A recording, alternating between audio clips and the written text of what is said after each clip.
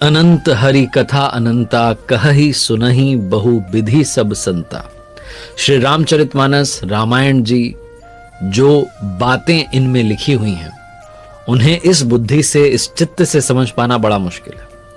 उसके लिए आपको अध्यात्म का सहारा लेना होगा। अपने मानस यानी कि अपने मन को जो है, अपने चरित्र को जो है प्रभु श्री राम के चरणों में समर्पित करना होगा। बहुत सारी ऐसी बातें हैं जिन्हें समझ पाना बड़ा कठिन होता है और कथाओं के माध्यम से हम समझ जाते हैं कि प्रभु की भक्ति क्या है।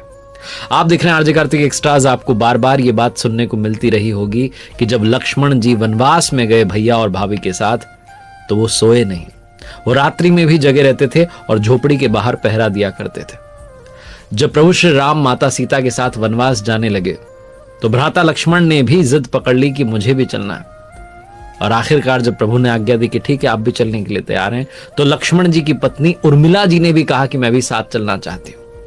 लक्ष्मण जी ने तब उन्हें कह करके मना कर दिया कि अयोध्या के राज्य को, माताओं को उनकी आवश्यकता है, उनको यहीं रहना होगा, घर परिवार का ध्यान रखना होगा।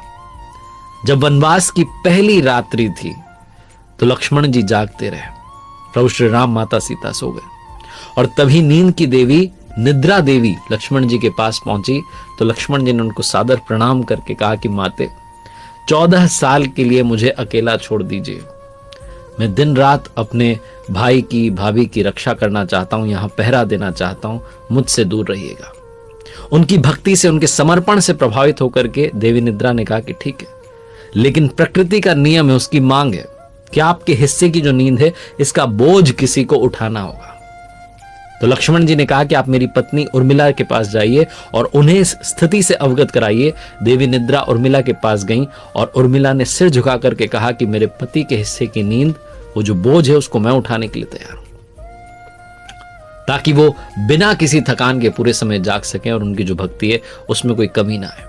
तो कहा जाता है कि उसके बाद उर्मिला जी 14 साल दिन रात सोती रहीं, जबकि उनके पति यानी कि लक्ष्मण जी भगवान श्री राम माता सीता की सेवा में जागते रहे। रावण का वध हुआ, 14 वर्ष का वनवास समाप्त हुआ।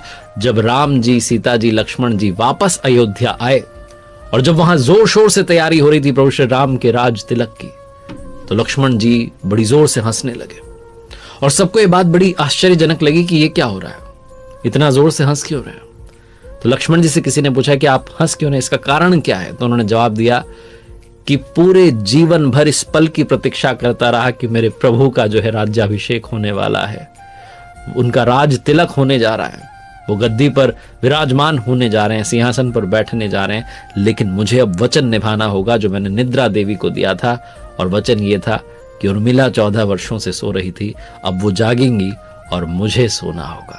ये जो क्षण है, ये जो पल आया है, इसे मैं अपनी आंखों से देख नहीं पाऊंगा। अब आप ये सोच रहे होंगे कि एक तरफ तो लक्ष्मण जी ने कहा था उर्मिला जी से कि आपको माताओं की, परिवार की सेवा करनी है, और दूसरी तरफ ये 14 वर्षों की नींद वाली बात।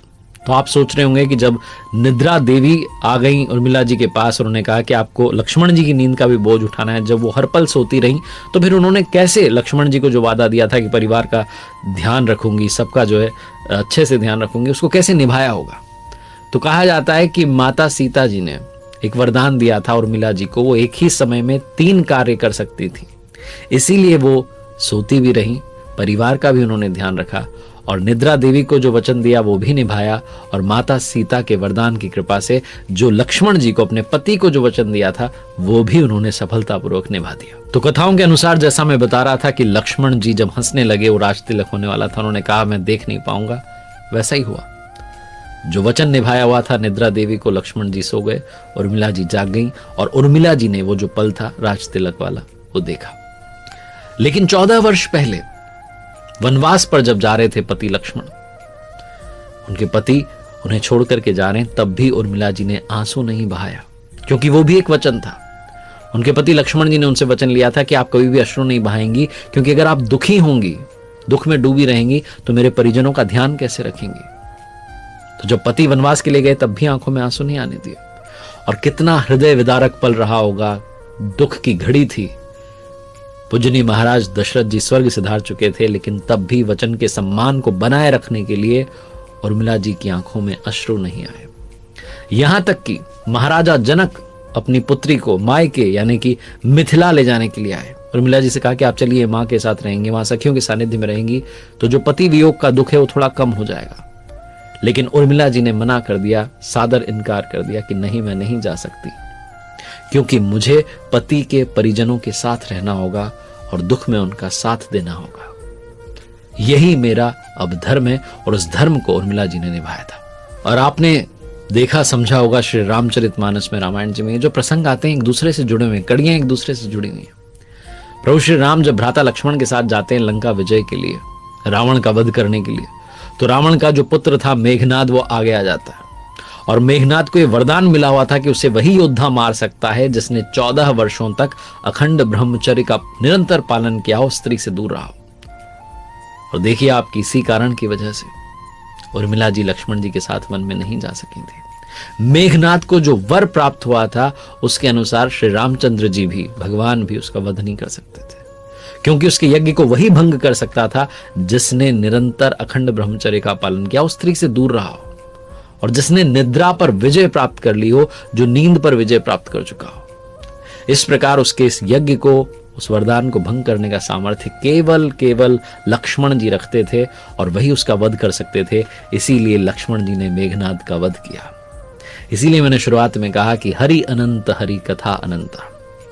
ऐसी बहुत सारी जो रहस्य भरी बातें हैं मैं आप तक पहुंचाने का प्रयास करता रहूंगा। आप देखते रहिए आरजे कार्तिक एक्स्ट्राज। प्रभु की कृपा हम सभी पर बनी रहे।